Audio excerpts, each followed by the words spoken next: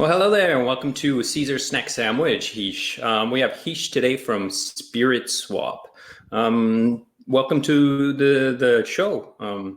So let's get right into your protocol here and what you're doing over at SpiritSwap. Now, most of the listeners here and most of my viewers and stuff, they will understand what is a swap and so forth, like a place to trade one token for another token. But let's start straight off the top. Like you guys have been around for a long time, in Phantom days at least, and in crypto years, probably about 10 years if you consider it that way. But a long time, so a long time on Phantom. And I think you guys started off as a fork of PancakeSwap. Is this correct? Yeah. Or was so it Spirit? A fork of Uni V2. So same thing as PancakeSwap essentially. Okay, so like you guys actually took the V2 from Ethereum and used that to recode and build up your suite. Yep. Oh, cool. So it's been you've grown quite a bit and you've added a lot to your suite. You're a lot more than just Uniswap version 2, that's for sure. So let's go through some of the tabs you have on your cool. Protocol here. So you have portfolio.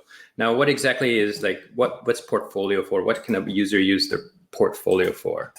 So the portfolio page is for the user to view their assets on SpiritSwap. The portfolio is specific to SpiritSwap, so you can see your wallet and a breakdown of that. You can also look at your farms. So anything that you're farming on SpiritSwap will show up on the portfolio page, as well as any of the rewards or the Spirit that you earned, and then you can harvest it from there as well. Down below the wallet breakdown is your liquidity. So these are any LP tokens that are not in a farm, just kind of out there. And then to the right of that, we have staking rewards. We have 2 staking pools. The first one is Gin Spirit, and then the second one is Lin Spirit. And so Gin Spirit and Lin Spirit are wrapped versions of InSpirit. Gin Spirit was made by Grim Finance, and then Lin Spirit actually released today, and it was made by Liquid Driver. Below that, we have the InSpirit stats. So this is any spirit that you locked up into InSpirit, and then its value as well as any rewards that you might get from that. Oh, so cool. So in the InSpirit stats, if I had decided to lock my spirit on Grim or on Liquid Driver, it wouldn't show in the InSpirit stats. That's just specific to my wallet, correct? Yeah, so anything you lock on another protocol will not show up here. But that is a good point. If users do have Lin Spirit or Gin Spirit, it might be nice for them to be able to see it here. Unfortunately, that's in other protocols, so not really data that we can show at the moment. Okay. And you were saying your liquidity is liquidity pool tokens that are unstaked or not in a farm or exactly. farming spirit tokens or so anything. Just vanilla LP tokens. Do you find that there's a lot of people who have this need who would make an LP but not actually farm the spirit with it? It depends. Typically, most people that do make LP tokens will be farming with it. But sometimes, a farm, you might be waiting for a farm to rev up. So you kind of just have them in your wallet. Or you might be wanting to farm elsewhere on a different platform that requires Spirit LP tokens. And you'll be able to see them here before you deposit them into that other platform. Well, that's good. And, sometimes people forget too, right? They forget to stick it in, and they're like, "Oh God, I forgot. I got these LPs. I gotta put those to work, right?" Exactly. You don't want to leave idle LPs in your wallet, right? So, yeah, exactly. Yeah, that's good. Okay, so yeah, this is good. I think it's pretty slick. It's clean. It's got all the details you need, and not a whole bunch of grabs and confusing numbers and stuff. I like this. So we go to Exchange. Now Exchange is, like I said, it's quite straightforward. It's just a place where you can swap one token for another token. But I do see there's quite a few extra tabs at the top. Like normally you would have swap and liquidity. So swap your tokens or provide liquidity and get an LP. But here we have Zap and Migrate. So what can you tell me about Zap? So a Zap is essentially a way to add liquidity with just using one token. So for example, if you wanted to add liquidity for the Spirit Phantom pair, The normal way, you would have to have both Spirit and Phantom in equal dollar amounts and then deposit those in the liquidity tab. But with a Zap, you can start with just Phantom tokens and zap it into a Spirit Phantom LP.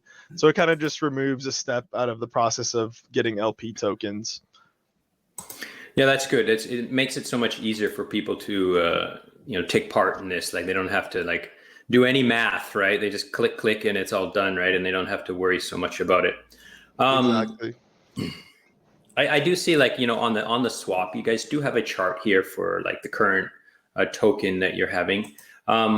So does the chart only support like the LPs that are actually provided? Like, let's say I went with something like I wanted to swap some strange token, like maybe Woofy to like something else, like Spirit to Woofy or Woofy to Spirit. Right. And I noticed like, the chart doesn't allow for like these two tokens to be charted together because it's two separate liquidity pools. Is there any way to get around this? Exactly. So there's no Woofy Spirit LP on SpiritSwap. So it'll show up as two different charts. But if you click on that down arrow at the top left, you can view the different graphs that you might be interested in. For example, like Woofy FTM or maybe Spirit FTM. But at the moment, you cannot view Spirit against Woofy. That's something that is kind of something that we were looking into fixing, but a little hard to get that kind of data. Yeah. Well, like I noticed it has a look of like TradingView, and it does have the TradingView logo. So in here, and I know like in TradingView you can do like division of two assets. Like you could do like BTC US dollar divided by ETH US dollar, and you would get a chart that actually computes it. Like it is calculated by TradingView. So maybe you can look into that. Right. I do notice that you do have like limit orders as well. Are these? We do have limit orders. So this is through Gelato, who's an automation protocol. So you can use limit orders on SpiritSwap. Is there anything that if somebody wants to use limit orders, is there anything that they should keep in mind? Like not specifically about how to do limit orders, but something specific to the protocol itself, to SpiritSwap, anything to watch out for? So the way the limit orders work is they're not directly built into the exchange. So it's kind of some keepers that are looking out for if that, if the price of the token that you want to buy has reached your limit, and then they'll send that transaction to make it go through. So they're not completely reliable. Like if the price goes down to your limit order, it might not go through. It has to go like a little bit past it for it to actually go through, because it takes into account slippage and all that kind of stuff. I get it. Yeah, because it's not centralized, right? So there's the keeper. The keeper has to make sure he turns a profit, or otherwise he's not going to send a transaction, right? So I get it. Yep. I get it. Because there are gas fees involved, but which are very minuscule on Phantom. Yeah. So it's tight, but it's still, there's still a little bit of buffer there, right? Yep. So what are they using for the price feed on these limit orders? Like how are these keepers, knowing when it's time? So it's essentially like if the price of the AMM, so the price on the AMM goes to that limit, and there's like a sufficient buffer for slippage, then it will go through. Okay, so they're not requiring any oracles or anything like this. No, they're just oracle actually monitoring the LP. Oh, cool. Yeah. Okay, what's this migrate? I think I know what it is, but maybe you can speak on what is migrate. So the migrate function is to just migrate LP tokens between different exchanges on Phantom. So if you have a FTM USDC pair, you can migrate them to a SushiSwap LP or a SpookySwap LP, and vice versa. Migrate them back to SpiritSwap. So it kind of just makes it easy. Like if you see a farming opportunity, maybe on SpiritSwap, you can quickly migrate your LP tokens over to SpiritSwap and then start farming there. For example, if it has like a higher APR on SpiritSwap. And does this only work with other like Uniswap version 2? Yeah, forks? Exactly. And the the LP needs to also exist on that other exchange. So like a Spirit Phantom LP is not really migratable because, you know, I don't think Spirit is paired with liquidity on any other exchange that I know of on Phantom. I see. Yeah, because it's going to need liquidity to make the swap, right? And then, well, it can make the swap in your liquidity pool, right? Yeah. Does it use your liquidity pool or the native liquidity pool to actually? Oh, there's no swap, right? They just break it apart and then rebuild it, right? Exactly. Just breaking it apart and rebuilding it. But what about if the prices are different? Like if the prices are going to be slightly different, right? Yeah, if the prices are slightly different, it might just like skim some off the top. So that's how it, I guess, handles that. Okay, and where does this skim kind of go? Just kind of get lost in the ether, in the phantom, or is it like you guys collecting this, or does it get dropped into the person's wallet? Like, so it stays in that contract for the migrate function. It's usually like in the sense, so you know, it's nothing. Yeah. I get it. So yeah, it's kind of like a burn, right? A little bit of burn, right, on tokens. Yeah, that's cool. All right, so over to farms. I do notice you guys have a lot of farms. There's quite a few. So how do you guys decide, like, because you guys have to manage the Spirit emissions, right? So how do you guys decide like which things to incentivize, which pools to incentivize? Yeah, so I mean, originally when we launched, we didn't really have much structure for our farms. Like we were kind of just adding farms. People would come in and ask us for a farm for this token. We'd add it. But recently we did a revamp on our farms, and so now we're kind of more focused on our core pairs and some of our partners that we actually like collaborate with and work with, a lot. But anyways, right now the structure is kind of based around the core pairs. So something like Phantom USDC or Phantom FUSDT, those tend to get really high trading volume. So we're kind of focused on stuff that gets high trading volume, and then some other governance tokens that seem to be pretty popular on Phantom as well. Yeah, it's always good to incentivize. Do you guys take into account like impermanent loss when you're deciding how much to like incentivize? Because like something like USDC FTM is just aching to be impermanent lost, right? So is this something that you guys would give a little bit extra to because of that factor? Yeah, definitely, especially in a bull market where FTM is constantly going up. All those LPs and with stablecoin pairing tend to suffer more impermanent loss than others. So we do make those one of the highest outputs for Spirit rewards. I see. Yeah, I've noticed though, like as I scroll down through them, I remember like a few months ago there was quite a few of like native Ethereum tokens, and now I see that it's pretty much all, well, not all, but there's quite a bit of like Phantom tokens sticking around. But there's still, you still have a few, like there's still Curve and Link and Sushi and YFI. So is this something you guys consider as well? Like, like you want to be friendly with Ethereum, but at the same time you want to support Phantom, right? Because you are a Phantom project, right? Right. We want to support the Phantom ecosystem, so try to get as much liquidity as we can for those Phantom native projects that we really believe in. Okay, cool. Okay, let's move on to boosted farms here. I'm not sure if we should talk about boosted farms or in Spirit first, because it's kind of hand in hand, right? Yeah, maybe let's talk about in Spirit first. Yeah, that makes sense. So if we go down to in Spirit, can explain what is in Spirit, how does it work, and what are the benefits and so forth? So in Spirit is the governance token of SpiritSwap. In order to get it, you have to lock your Spirit, and you can lock it for either 1 week all the way up to 4 years. So the amount of in Spirit you get from locking your Spirit depends on how long you lock it for.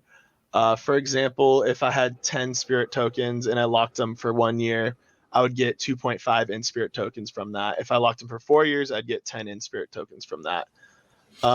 So I guess in Spirit has 3 different functions. The first one is governance. So as we transition into a DAO, any in Spirit holders will be able to vote on proposals, vote for adding new farms, and anything like that. The second function is also somewhat governance, but it's more of like an on-chain weekly governance. Every week, in-spirit holders can vote on the allocation to the boosted farms. So right now, Spirit FTM has like a 80% allocation, and that's all the doing of in-spirit holders. They want most of the farming rewards go into that pool, so they vote for it, and that's why it has the highest allocation there.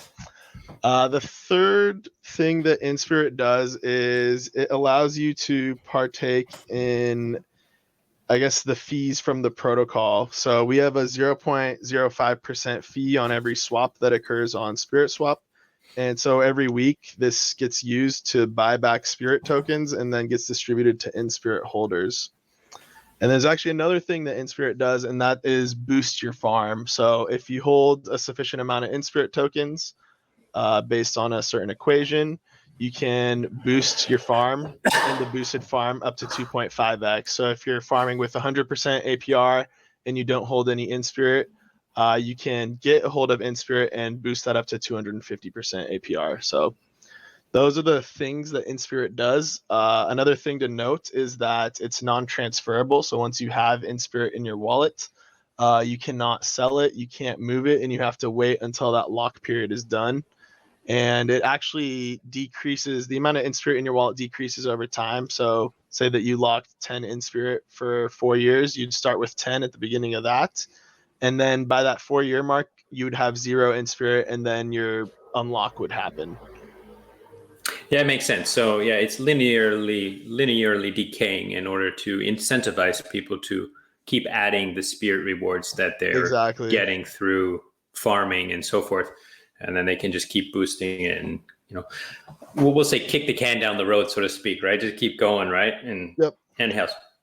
I did hear mentioned somewhere in the Discords or in Telegrams or something that sometimes you guys give like an airdrop or something for in-spirit holders. Is this something that's regular, or was it just like a one-time thing, or anything like yeah, this? we do airdrops for in-spirit holders. Anytime we have, I guess, a partnership form, we usually ask them for an airdrop for our in-spirit holders, just to kind of expose them to that partner, or for the partner to do some marketing. Like if any in-spirit holders all of a sudden have a new token in their wallet, they'll be interested in looking into it and seeing what that project does. So I guess it's a marketing tool and a way to keep our in-spirit holders happy. Awesome. So if I'm an in-spirit locker, right? I have some in-spirit tokens, and I've harvested some more spirit through using the platform or through the fees and so forth. Then if I wanted to continue add to it, does it increase the time, or can I just add to my pool, or can I do both? Like, you can do both. So you can just add some with like the same unlock period, or you can also increase your time for the unlock period, which would result in more in-spirit in your wallet. I see. Yeah. Okay.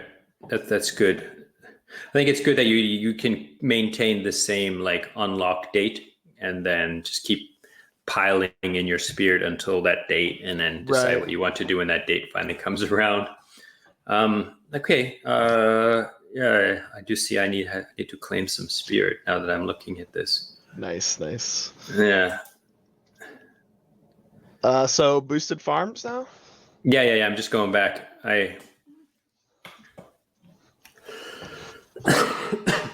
Excuse me.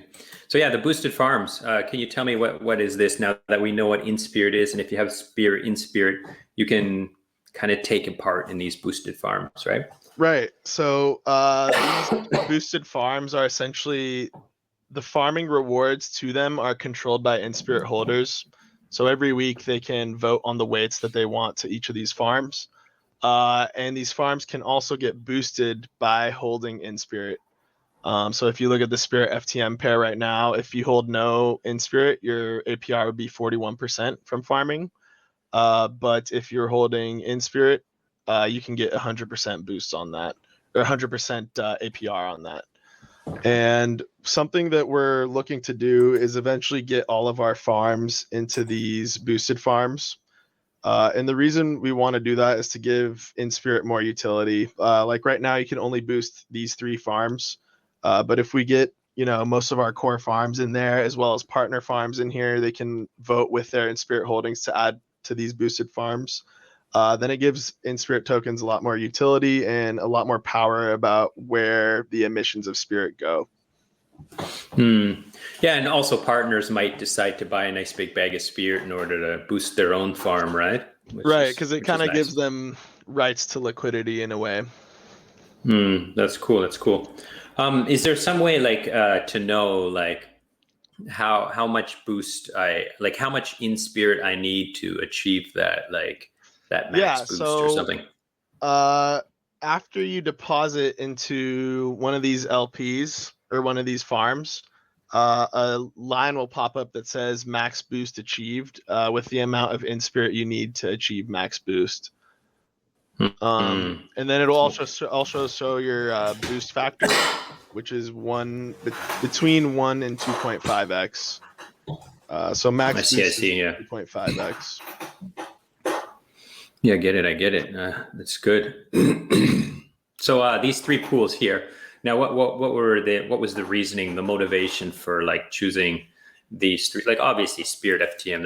That's obvious why, right? You need to incentivize your own liquidity, but BTC and ETH. What was the motivation for using these as boostable?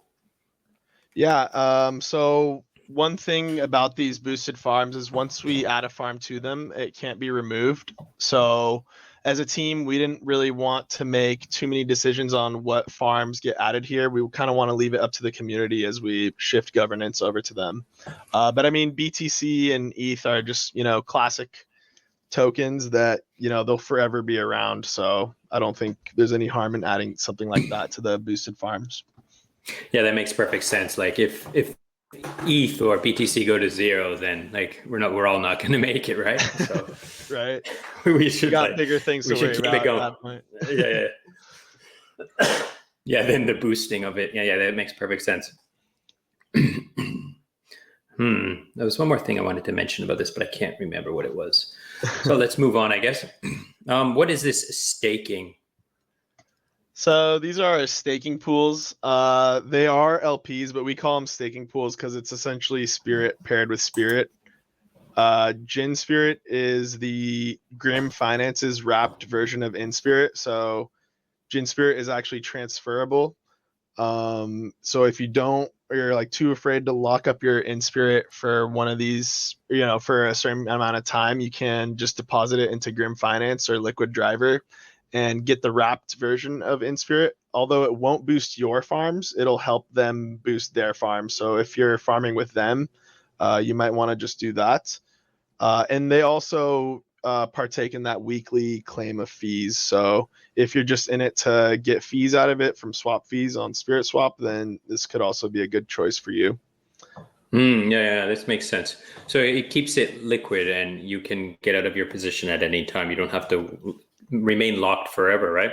Exactly. So it's liquid, but it is stripped of governance, and it doesn't have the ability to boost your farms in the boosted farms if you're kind of a solo farmer. Now the Gin Spirit and the Lin Spirit are not actually pegged, right? They're interest-bearing tokens, are they not?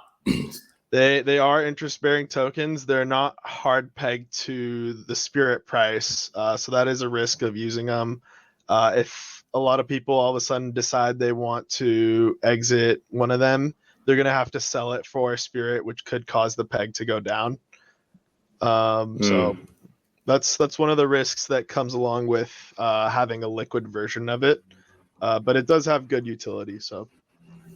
It's also important to note that the Spirit locked to generate both Gin Spirit and Lin Spirit is locked forever, perpetually. So there's no 4-year lock on it. It's just a forever lock. Yeah, because they're constantly adding to it, right? So they constantly are increasing their lock time as well to 4 years in order to max out their governance power as well as the amount of fees they're getting. That's interesting. Okay, so onwards to bonds. This is something that looks like it's in the pipeline and it's not quite ready yet. But if I click it, it leads me to Olympus Pro. Can you speak a little bit on this? bonds are live. It's just the UI is on Olympus's UI. But essentially, at SpiritSwap, we know that we need to incentivize liquidity. Otherwise, no one's going to want to LP. So we have our farming rewards, and then we wanted to make that sustainable, so we added in Spirit. And I guess this is kind of another way of improving our sustainability. This is kind of for the long-term protocol-owned liquidity. So with these bonds, essentially there's an allocation of Spirit that gets sent to this contract on Olympus Pro, and people can deposit their Spirit FTM LP tokens in order to buy Spirit at a discount. So that's kind of what these bonds do. You deposit Spirit FTM LP tokens. Our protocol gets those tokens, and it's owned by the DAO. So it's kind of, forever liquidity. No one owns it but the DAO. And in return, you get a discount on buying Spirit. So if you want to buy Spirit and you want a good price on it, this would be the place to come to.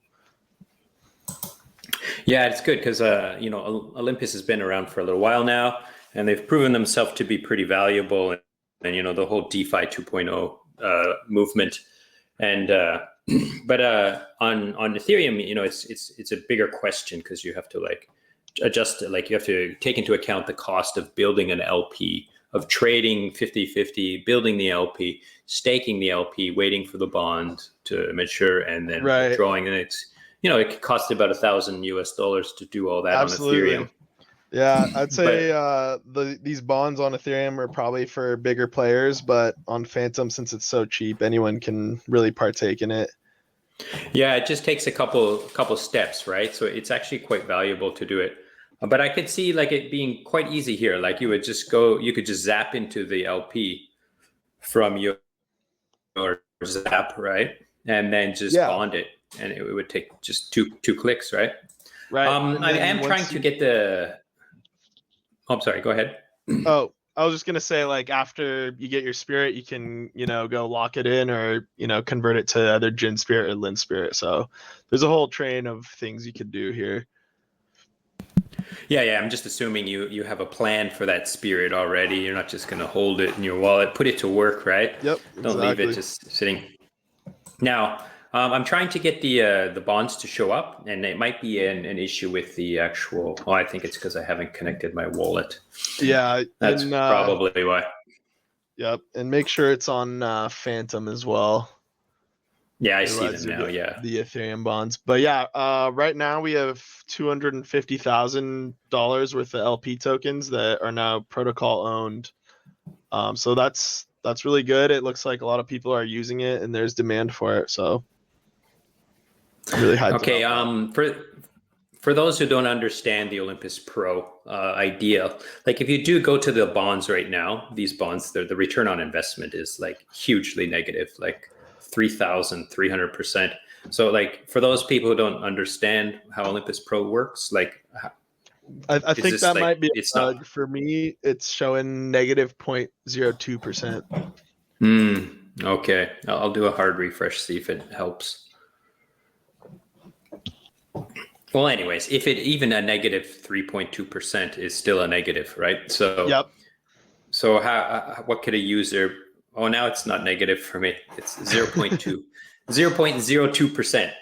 So why is this number changing? Let's put it that way. Why is this number changing? Yeah, so that number depends on the price of Spirit, as well as how many people are bonding at the moment, or how much is being bonded at the moment. So if a lot of people have bonded, the ROI will go down. If the Spirit price starts moving down, the ROI will also move down. So if the ROI is negative, just wait it out, and it should be positive within a few days probably, and that'll be your time to strike. Yeah, I see. Yeah, okay. And so now there's the right at the bottom here. There's two more that we're going to talk about: the lend and borrow and the bridge. Let's do the bridge first because it's simple. Is there any kind of special issues with the bridge? I understand it's using the AnySwap bridge, correct? And is there any kind of speciality about this bridge, or any kind of future plans or anything with this bridge? So this is it for now. This is built on top of AnySwap, so it's kind of just a UI for the AnySwap protocol.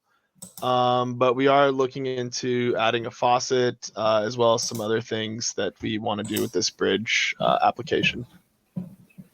So do you guys personally filter the tokens that are usable on the bridge? Because sometimes people have issues with the bridge. They send up USDC and they get any USDC and it doesn't work. Right. And so you guys have this all filtered out, and so that if they do use your bridge, they know they're going to get stuff that's actually usable.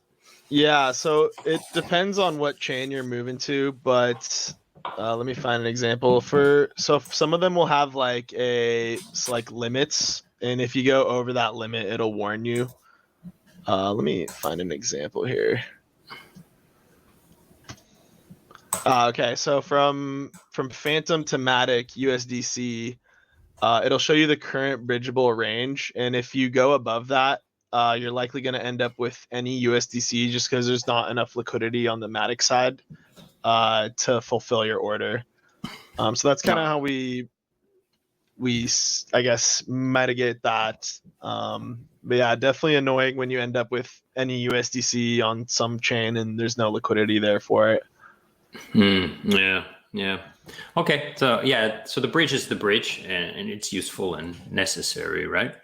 So let's go into lend and borrow. Like it just sends you to the ola.finance, which is it's still SpiritSwap, right? But Yeah, I guess it's zipper contracts, right? Ola Finance are our partners, and they have, I guess, this money market application that they can spin up for isolated pools. So together with them, we made a SpiritSwap lending network. So this is specific to SpiritSwap, and that's why we're able to list our Spirit token in here without, I guess, overflowing into their other pools. So all this liquidity is isolated to this lending market. And yeah, it's essentially similar to Compound. There are rewards on it, but you have to borrow in order to receive those rewards, and they're in the form of Spirit tokens. So I do see like, oh, I see. So like if I put USDC in here, it says 8.9% right now. That's 8.9% in USDC, right? Yeah, and so then that's from borrowers. Okay. And then if I borrow, it says plus 2.5%. So that's there. I have to pay to borrow, right? And then you're going to incentivize it above what I have to pay. So I'm getting an extra 2.5% of Spirit tokens, right? Okay. Yep. So that's the net amount. Now you did say something that kind of stopped me in my thought process. You said isolated markets. Like, are these isolated markets? No, right? They aren't isolated.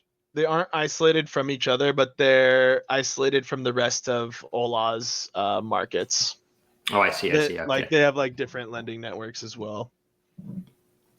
Okay. So I think that there's also the tabs, but we don't need to get into like the analytics. Well, what's the store? What is the store? that is our merchandise. If you want to buy some sweet SpiritSwap merchandise, you do it at that store tab. Okay, and we have NFTs too. Is an NFT marketplace? Oh, it sends you to Zooped, right? Okay, yeah, so this is yep. So this is all just a place to kind of like buy merchandise or NFTs that are related to SpiritSwap. Yeah, and these are all community NFTs, I guess, that feature SpiritSwap.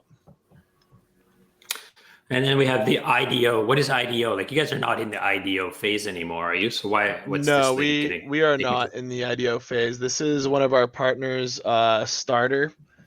And so they're similar to Bounce, I think is what it was called. But essentially they host IDOs. So if you want to look into any IDOs on Phantom, they're kind of the ones that host them. So. Oh, I see. Yeah. So makes sense. I get it. Okay. So is there anything that like we kind of skimmed over that you think we should revisit or talk a little bit more about? I think we pretty much covered everything, and I've got all my questions answered and so forth. Yeah. Anything really important? I think we've covered everything. We have a lot in store coming for the community. A lot of it is not public yet, but keep your eyes peeled. So I do have a question about in Spirit. You were saying that you're hoping that you can add some LPs to it. Like how does somebody participate in this kind of, like there's nothing here on the UI that says like, oh, add this LP. So like where would they Like in participate in the this? boosted farms? Yeah, for like, yeah, to get a new LP into boosted farms and then allow it for voting in Spirit, right? Oh, right. So we're kind of in the process of spinning up our governance. So we'll have a forum where people can propose different LPs to add, and then do like snapshot voting in order for it to pass. So that's kind of what we're thinking for that. Awesome. Okay. Thanks so much for the time. It was a pleasure, and that's it. I guess we can say Awesome. goodbye. Thank you for having me.